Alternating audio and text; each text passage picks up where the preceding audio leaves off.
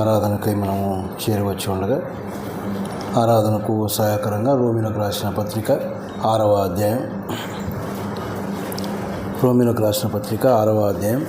17-18 వచనాలు చదువుకున్నాం. మీరు పాపమునకు దాసులై ఉంటిరి గాని ఏ ఉపదేశ క్రమమునకు మీరు అప్పగింపబడితిరో దానికి హృదయపూర్వకముగా లోబడిన వారై పాపము నుండి విమోచింపబడి నీతికి దాసులైతిరి. ఇందుకు దేవునికి స్తోత్రము. ప్రియమైన వాళ్ళారా, ప్రభుదినాన ఆయన యొక్క ఆజ్ఞ మేరకు ఆయన సన్నిధానానికి మనం చేరి వచ్చి ఉన్నాం. ఆయన శరీరమునకు సాదృశ్యంగా ఉన్నటువంటి రొట్టెలో, ఆయన రక్తానికి సాదృశ్యంగా ఉన్నటువంటి రసపాత్రలో పాలు పంపులు పంచుకుంటూ ఆయన శిలువలో చేసినటువంటి ఆ కార్యమును తలపోసుకుంటూ ఆయన కోరినటువంటి ఆరాధన చేయడానికే మనం చేరువచ్చి ఉన్నాం. మరి ఆరాధనకు లేక ఆరాధించడానికి, ఆయన్ను పూజించడానికి మనం చేరి వచ్చినప్పుడు ఆయనను ఆరాధించాలి అంటే కొన్ని సంగతులు మనం జ్ఞాపకం చేసుకోవాల్సి ఉంటుంది. కొన్ని సంగతులు మన మనసులోకి రావాలి. అవి వస్తేనే మన యొక్క హృదయంలో కార్యం జరిగి హృదయపూర్వకంగా ఆయన కోరినటువంటి ఆరాధన మనం చేయగలం. బైబిల్ గ్రంథంలో అలాగా మనల్ని ప్రేరేపించేటటువంటి వాక్యములు చాలా ఉన్నాయి. వాటిని చదువుతూ ఉండగా, వాటిని ధ్యానిస్తూ ఉండగా మన హృదయంలో పురికొల్పబడి ఆయన యొక్క శిలువ వైపుకు దృష్టి ఉంచి ఆ శిలువలో ఆయన చేసిన గొప్ప కార్యం, నీకోసం నా కోసం ఎవరూ చేయనటువంటి ఆ కార్యాన్ని, మన ప్రభు చేసినటువంటి ఆ కార్యాన్ని తలపోసుకొని ఆ దృశ్యాన్ని చూస్తూ ఉన్నప్పుడు మన హృదయం ఎంతగానో కృతజ్ఞతతో నిండిపోతుంది. అప్పుడే ఆయన్ను ఆరాధించగలం.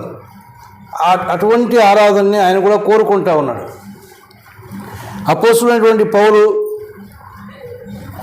పత్రికల్లో చాలాసార్లు దేవుని యొక్క ప్రేమను గురించి ప్రస్తావిస్తూ వచ్చాడు. ఆయన ప్రేమను గురించి ఈ యొక్క మనం చదువుకున్న రోమా పత్రికలో కూడా 5వ అధ్యాయంలో మనం ఒక మాట చూస్తాం. అయితే దేవుడు మన ఎడల తన ప్రేమను వెల్లడిపరచను అని 5వ అధ్యాయం 8వ వచనంలో ఆ సంగతి ఉంది. ఏ విధంగా వెల్లడిపరిచాడో తన యొక్క ప్రేమను, ఆ ప్రేమను జ్ఞాపకం చేస్తూ ఉన్నాడు. ఇంకా కొన్ని పత్రికల్లో మనం చదివితే మన యొక్క మునుపటి పరిస్థితి ఏమిటో, ఆ దేవుడు మనల్ని ఏ విధంగా ఆ స్థితి నుంచి బయటికి తీసుకొని వచ్చాడో అవన్నీ కూడా రాస్తూ మనల్ని ఆ యొక్క దేవుణ్ణి ఘనపరచడానికి, ఆయనను పూజించడానికి పురికొల్పినటువంటి సంగతులు మనం చూస్తాం. ఇప్పుడు మనం చదువుకున్నటువంటి భాగంలో కూడా పౌలు రాస్తూ ఏమంటున్నారంటే, మీరు పాపమునకు దాసులై ఉంటిరి గాని అన్నాడు. అంటే ఒకప్పటి స్థితి జ్ఞాపకం చేస్తూ ఉన్నాడు. మనము ఆరాధించడానికి వచ్చినప్పుడు పూర్వపు స్థితిని మనం ఒకసారి తలపోసుకోవాలి. పూర్వపు స్థితి అంటే దేవునికి దూరంగా ఉన్నటువంటి స్థితి, దేవుణ్ణి ఆరాధించలేనటువంటి స్థితి, ఆ యొక్క అర్హత లేనటువంటి వారంగా మనం ఉన్నటువంటి వారం. కొన్నిసార్లు మనం ఆలోచన చేస్తే దేవుడెవరో ఎరిగినటువంటి వారమే, ఆయన ఎంత ఉన్నతమైన వాడో, ఆయన మన కొరకు చేసిన కార్యములేమిటో అన్నీ తెలుసు. కానీ ఆరాధించలేని స్థితిలో ఉన్నటువంటి వారు. ఎందుకు అంటే ఈ యొక్క వచనాల్లో మనం చూస్తే ఆ మాట అక్కడ రాయబడింది, మీరు పాపమునకు దాసులై ఉంటిరి కానీ. సరే, అది జ్ఞాపకం చేసుకోకముందు మరి ఒక మాట మనం జ్ఞాపకం చేసుకోవాల్సింది ఏంటంటే, పాపమునకు దాసులై ఉంటిరి అన్నాడు. దాసుడు అంటే ఒక బానిసల్లాగా, ఇంకా ఒక రకంగా చెప్పాలంటే పాపము మనల్ని ఏలుతూ ఉండింది. లేక పాపము అనేది మనకు ఒక యజమానులాగా ఉన్నటువంటిది.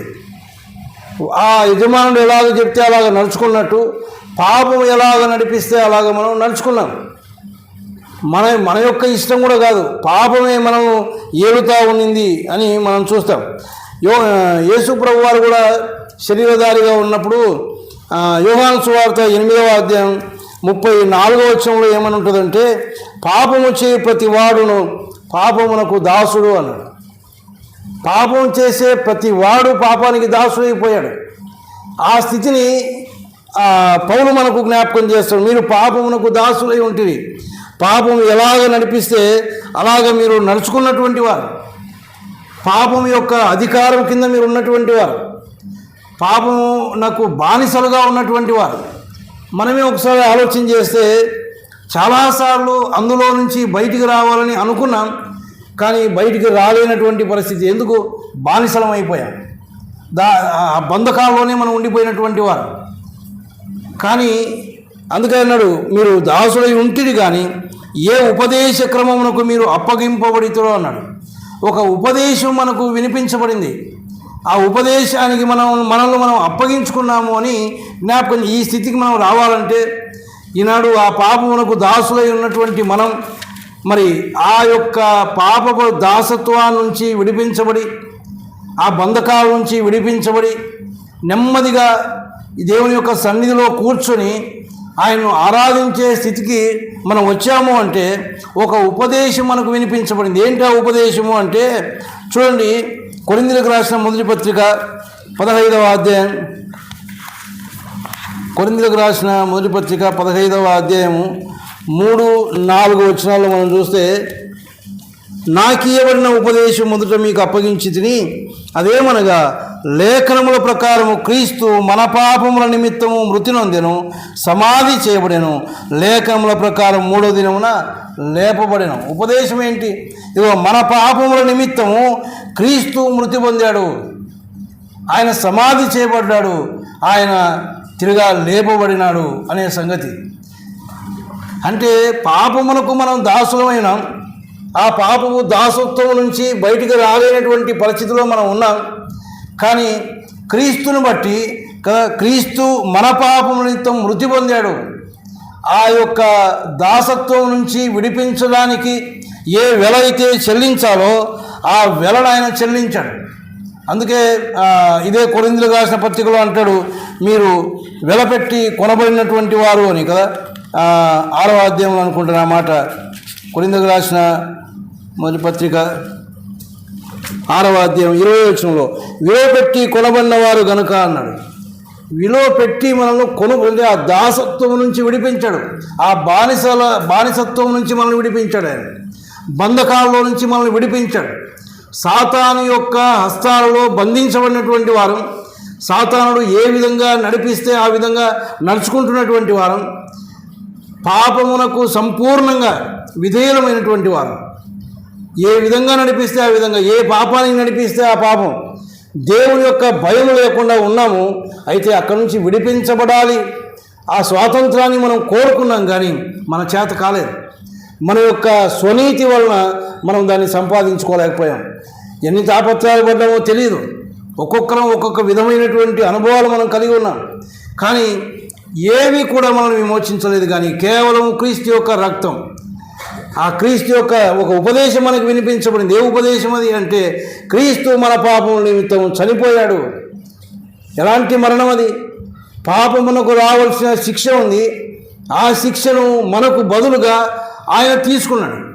ఆ శిలువ మరణాన్ని మనం ఒకసారి ఆలోచన చేస్తే, అరికాలు మొదలుకొని నడినెత్తి వరకు ఆయన గాయపరచబడ్డాడు.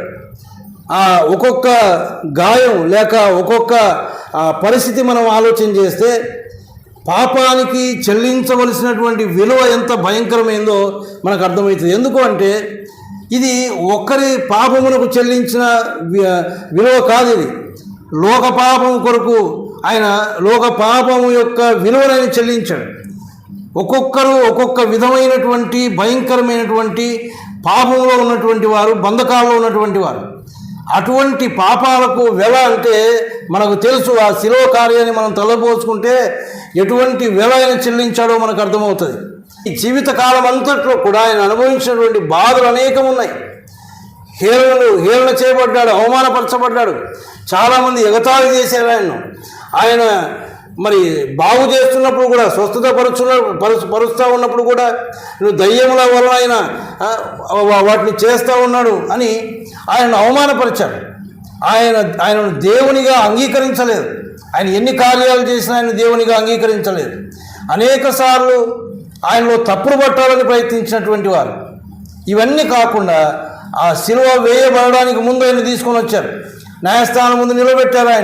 ఆయన మీద నేరాలు మోపుతా ఉన్నారు. ఆయన చేయనటువంటి వాటిని ఆయన మీద మోపుతా ఉన్నారు. అందుకే నిందకు నా హృదయం బ్రద్దలైపోయింది అంటాడు. ఎందుకంటే నింద ఆయన చేయనటువంటి పాపం, ఆయన చేయనటువంటి కార్యాలు ఆయన మీద మోపుతా ఉంటే ఆయన తట్టుకోలేకపోయాడు. ఎందుకంటే దానికి ఆయనకి ఏ సంబంధం లేదు. ఆయన పాపము లేనటువంటి వాడు, ఆయన నిర్దోషి, నిష్కల్మషుడు, పాపంలో చేరక ప్రత్యేకంగా ఉన్నటువంటి వాడు, కల్మషం లేనటువంటి వాడు ఆయన. అటువంటి ఆయన మీద భయంకరమైన నిందలు మోపుతా ఉంటే ఆయనకు చేత కాలేదు. ఆయన యొక్క హృదయం బ్రద్దలైపోయింది. అంతేకాదు వారు హేళన చేస్తూ ఉన్నారు. యూదుల రాజు కదా అని అంటూ ఉన్నారు. తర్వాత ఆయన ముఖం మీద ఉమ్మి వేస్తూ ఉన్నారు. గడ్డపు వెంట్రుకలు పెరుగుతూ ఉన్నారు. ఇదంతా కూడా ఆయన ఎంతగా అవమానపరిచారో మనం ఆలోచన చేస్తే పాపానికి రావాల్సిన శిక్ష. ముఖం మీద ఉమ్మి అంటే అసహ్యమైనటువంటి పాపములు చేసినటువంటి వారం మనం. ఉమ్మి వేయించుకోవాల్సింది మనమే. అంత అసహ్యమైన పాపాలు మనం చేశాం. అయితే మనకు బదులుగా ఎక్కడైతే ఆ ఉమ్మి మన మీద పడాలో అక్కడ ఆయన నిలబడ్డాడు. ఆయన వేయించుకున్నాడు ఉమ్మి. ప్రేమైన వల్లరా, ఎంత భయంకరమైన శిక్షకు మనం లోనై ఉండినామో అర్థం చేసుకోవాలి. అంతేకాదు ఆయన యొక్క పై వస్త్రాన్ని తీసివేశారు. కొరడాలతో కొడతా ఉన్నారు. ఎవరిని కొడతారు? కొరడాలతో. తప్పు చేసిన వాడిని, పాపం చేసిన వాడిని కొట్టాలి. ఆయన యొక్క శరీరాన్ని అంతా ఆ కొరడాలతో కొట్టారు. ఆ కొరడాలకున్న కొంకిల ద్వారా ఆయన యొక్క శరీరం లేచి వస్తూ ఉంది, గాయమైపోతూ ఉంది. ఏమాత్రము మారు మాట్లాడినవాడు కాదు. పాపానికి రావాల్సిన శిక్ష అది. నీకు నాకు పడవలసిన దెబ్బలవి. ఎంత ఘోరమైన పాపాత్మమో మనకు తెలుసు. చిన్నతనం నుంచి పెద్దగా అయ్యేంతవరకు కూడా అబద్ధాలు, మోసపు జీవితం, టక్కరి జీవితం, ఇంకెన్నో చెప్పుకోవడానికి కూడా చేతకానటువంటి పాపాల్లో ఉన్నటువంటి వారం మనం విడిపించేవాడు ఎవడూ లేనటువంటి స్థితి, బంధకాల్లో పాపానికి దాసోమై ఉన్నటువంటి వారు. అయితే మనల్ని ఆయన విడిపించాడు. మన కోసం మరణించాడు. ఆయన మరణించి సమాధి చేయబడ్డాడు. ఒక మానవునిలాగా ఆయన సమాధి చేయబడ్డాడు. కానీ తిరిగా మృత్యుంజయుడై లేచాడు. ఆయన మరణం నుంచి లేచుని బట్టి మనకి గొప్ప రక్షణ దొరికింది. మరణాన్ని జయించాడు ఆయన. ప్రేమైన వల్లారా, పాపానికి రావాల్సినటువంటి వెలను, పాపానికి చెల్లించవలసిన ఆ శిక్షకు చెల్లించవలసిన వెలను ఆయన చెల్లించి మనల్ని విడిపించినట్టుగా మనం చూస్తూ ఉన్నాం.